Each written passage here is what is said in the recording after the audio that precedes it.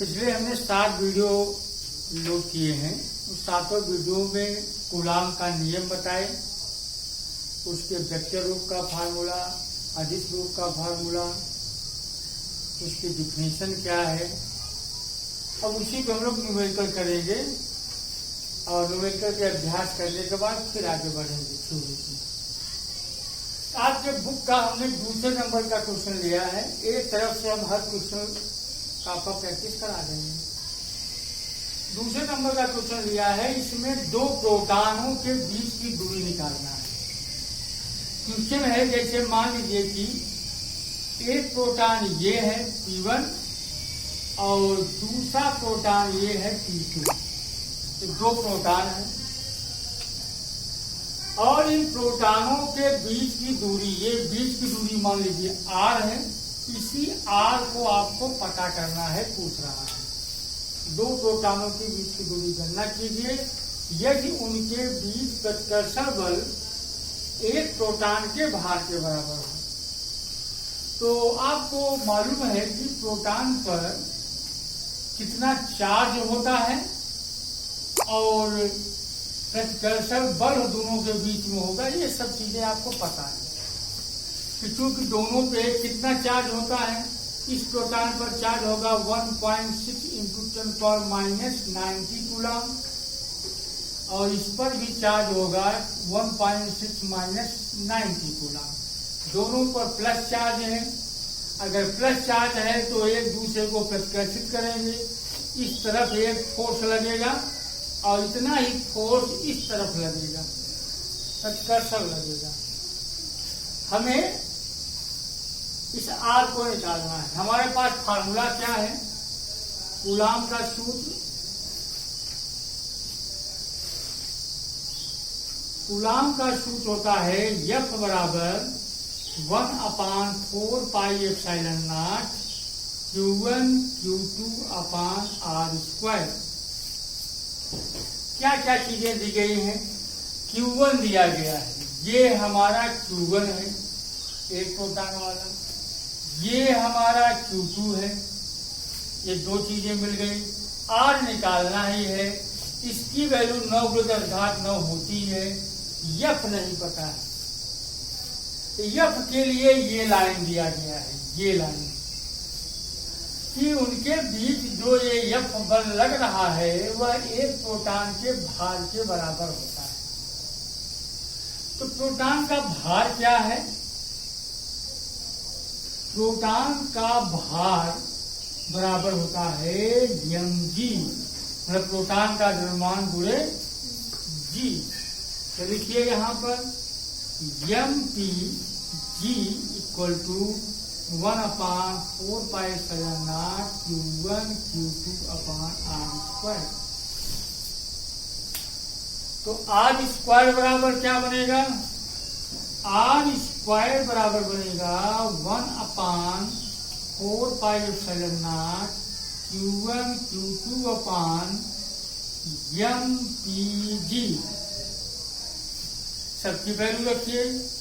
इसकी value 9 × 10⁻9, Q1 की value 1.6 × 10⁻19, Q2 की भी वैल्यू 1.6 × 10⁻19 अपान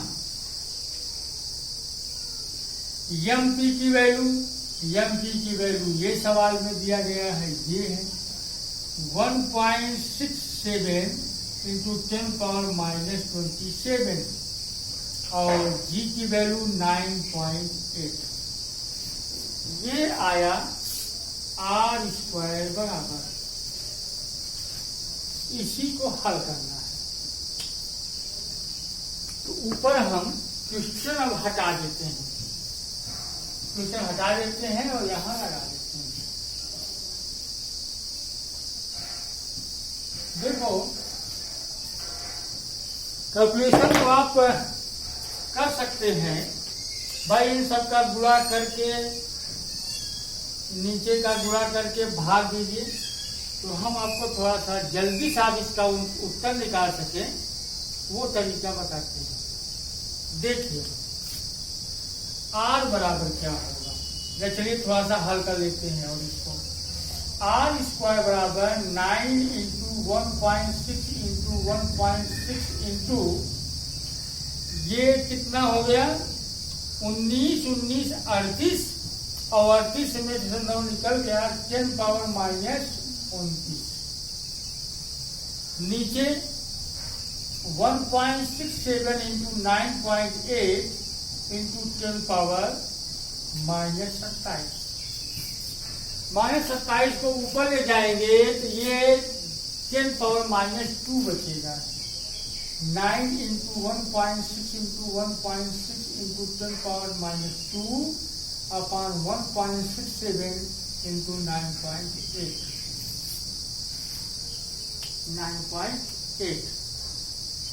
हम इस वैल्यू को कैंसिल कर देते हैं ये लगभग वैल्यू है इसको कैंसिल कर देते हैं एक अप्रॉक्सीमेटली आंसर निकालने की कोशिश कर रहे हैं इसको कैंसिल कर दिए अब यहाँ देखिए 9.8 है और ये 9 है अगर हम इसका वर्गमूल ले लें या एक ऐसे लिख सकते हैं इसको 9 इंटू 1.6 इंटू 10 पावर माइनस 2 अपान इसको लिख सकते हैं 4.9 इंटू 2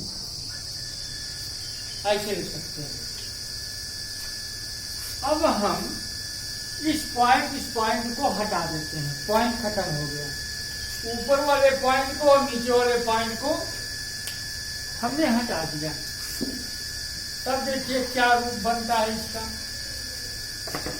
ये बन गया 9 इंटू 16 इंटू 10 पावर माइनस 2 और यहाँ 49 इंटू 2 आर स्क्वायर तो आर बराबर हम लिख सकते हैं इस 9 का वर्गमूल 3 इस 16 का वर्गमूल 8 नहीं 4 और इस 10 का माइनस 1 और नीचे 7 और अंडर रूट 1/2 बचा कितना बचा है या 1/√2 बचा है इसी 2 का वर्गमूल नहीं हो पाया और सबका हो गया ये कितना आ गया ये आर बराबर ये कितना आ गया 4 6 12 12/7 2 माइनस 1 और 1/√2 है ऊपर नीचे √2 से गुणा कर दो ये 2 हो गया ये आ गया 12/7 into 2 into 10 power minus 1 into √2 ये आ गया 12/14 इंटू 10 पावर माइनस 1 इंटू 1.484 गुणा करके भाग दीजिए तुरंत निकालिए